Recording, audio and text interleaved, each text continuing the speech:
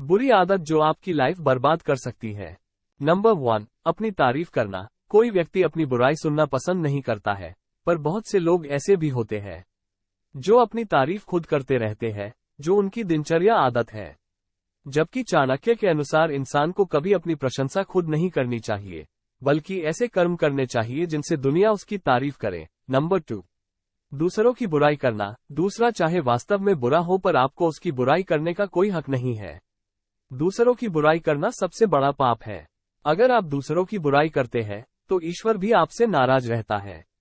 इसलिए इस आदत को जल्द से जल्द बदल ले। नंबर 3, बड़ों का सम्मान ना करना। मनुष्य को हमेशा बड़ों का सम्मान करना चाहिए, क्योंकि बड़ों का अपमान करने से व्यक्ति को कामयाबी नहीं मिलती। चाणक्य के अनुसार जो बड़ों का अपमान करता है, उसे जीवन में असफलताओं का सामना करना पड़ता है।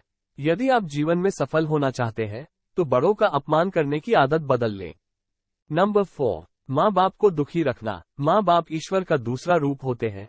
यदि आपके माता पिता आपसे नाराज हैं, तो समझो ईश्वर आपसे नाराज है। कुछ लोग शादी के बाद माँ बाप को अकेले छोड़ देते हैं, कुछ उनकी बात नहीं मानते हैं, या कुछ भी हो। यदि आपके माँ बाप आपसे दुखी है, तो आप कभी खुशी जीवन नहीं जी सकते।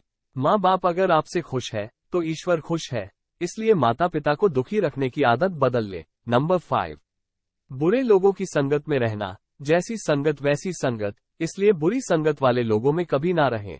अगर बुरे लोगों की संगत में रहोगे तो आपका जीवन सदैव संकटों से घिरा रहेगा।